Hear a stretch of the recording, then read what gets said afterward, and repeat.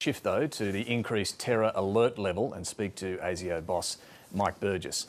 The heightened threat of terrorism is being driven by a complicated mix of racism, radical religious ideology and angry young men. In the UK, some of the worst unrest in a decade has been unfolding on the streets. Violent riots broke out after the fatal stabbing of 3 young girls. Misinformation spread online, wrongly suggesting the attacker was a Muslim asylum seeker. The British Home Secretary says social media has also fanned the flames. We've seen with the social media has been used to really organise some of the violence, to inflame the tensions, some of the racial hatred being inflamed online, and we will continue to pursue those prosecutions. Mike Burgess, thanks for joining us. Thanks. Are those riots we're seeing in the UK or have seen there, is that the sort of thing you're worried about happening here in Australia? Yeah, deeply concerning what we're seeing in the United Kingdom at this point in time. Do I think we could see that at the scale that we're seeing in the United Kingdom? Probably not.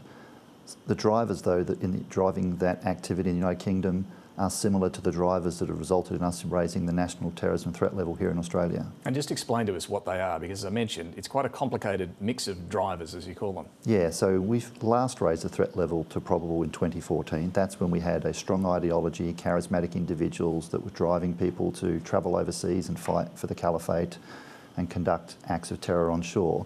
Today it's completely different. We have a broad range of ideologies, people radicalising more quickly and more people thinking violence is permissible. Social, economic grievances, conspiracy theories are also in the mix, along with traditional religiously motivated Islamist violent extremism and nationalist and racist violent extremism. So are you saying that Islamist extremism is no longer the biggest threat? Is it on a par with some of the politically motivated violence? The key message here is there's a broad range of ideologies. Religiously motivated violent extremism is a caseload for ASIO that we look at. Religiously motivated is still the principal or dominant force in our caseload, but it's not the only one. And the reason why we've raised the threat level this time is because we're seeing more ideologies, more people being radicalised quickly, and more people thinking violence is the answer. What can be done about this? Well, this requires a whole of society approach, but let me speak about my agency and law enforcement. We will be looking through our caseload to where we've assessed people to have a hateful, violent ideology, but think they won't conduct an act of terror. We're now reviewing that because there's more permission in society. Of course, more broadly though, the youth are vulnerable and minors in particular.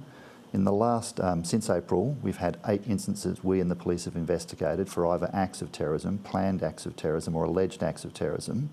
5 of those incidents had minors involved, the youngest was 14. There's something that we have to focus on there across society, mums, dads, community leaders, state governments, federal government. We've got to press into that.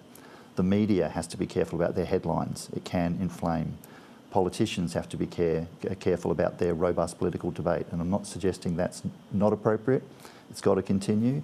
I've got to watch my words. So when I said to you before, Islamic violent extremists, let me be very clear, I'm not talking about people of the Islamic faith. The vast majority of them are not violent extremists and not the problem, despite where other commentators might want to make them the problem. They're not. There's a small number of people in society with a broad range of ideologies that think violence is the answer. That must be our focus. Can I just pick you up on politicians need to watch their language? You've said this a few times. Do you think they are?